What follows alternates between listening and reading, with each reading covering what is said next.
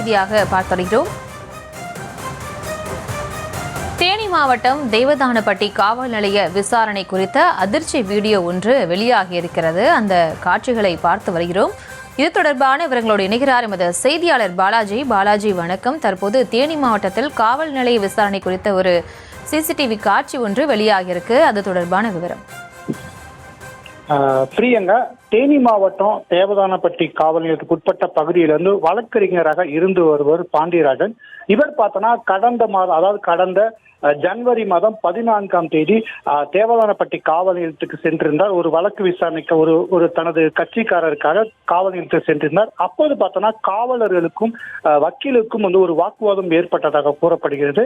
இதனை எடுத்து பார்த்தோன்னா பாண்டியராஜன் கடந்த ஜனவரி மாதம் 14ஆம் தேதி காவல் நிலையத்தில் வைக்கப்பட்டுள்ள சிசிடிவி காட்சிகளை தகவல் அறியும் உரிமை சட்டத்தின் கீழ் கேட்டிருந்தார்.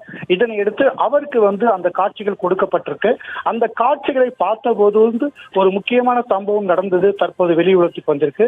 அந்த காட்சியில பார்த்தோம்னா ஒரு இளைஞரை காவல் நிலையத்துக்கு காவலர்கள் சட்டையை பிடித்து உள்ளே அழைத்து வருவதும், அவரை காவல் நிலையத்தில் உள்ள ஒரு அறையில் வைத்துக் கொண்டு அவரை சராமரியாக தாக்குவதும், லத்தியை எடுத்து அவரை அடிப்பதும், அவரை கன்னத்தில் உதைப்பதும், இதுவும் இல்லாம பார்த்தோம்னா காவலர்கள் தனது பூட்ஸ் காலால் அந்த இளைஞரை மாறி மாறி தாக்குவதும் போன்ற காட்சிகள் இடம்பெற்றிருக்கு. இந்த சம்பவம் பார்த்தோம்னா கடந்த ஜனவரி மாதம் 14ஆம் தேதி இந்த சம்பவம் நடைபெற்றது.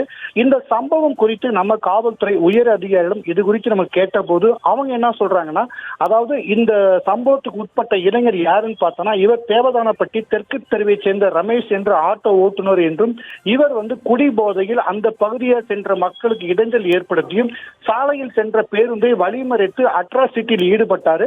இதனை அடுத்துதான் புகாரின் அடிப்படையில் அவர் காவல் நிலையத்துக்கு அழைத்து செல்லப்பட்டோம். அவ்வாறு அழைத்து செல்லப்பட்ட அவர் மீது வழக்கு பதிவு செய்யப்பட்டு ஸ்டேஷன் காவலிலே அவங்க விட்டோம். இது அப்பயே முடிஞ்சு போன பிரச்சனை. ஆனா அந்த சம்பவம் நடந்து 6 மாதம் ஆன நிலையில தற்போது இந்த வீடியோ காட்சிகள் எதன் அடிப்படையில வெளியே வந்தது? திருப்புவனம் சம்பவம் நடைபெற்று ஒரு மிகப்பெரிய ஒரு பரபரப்பு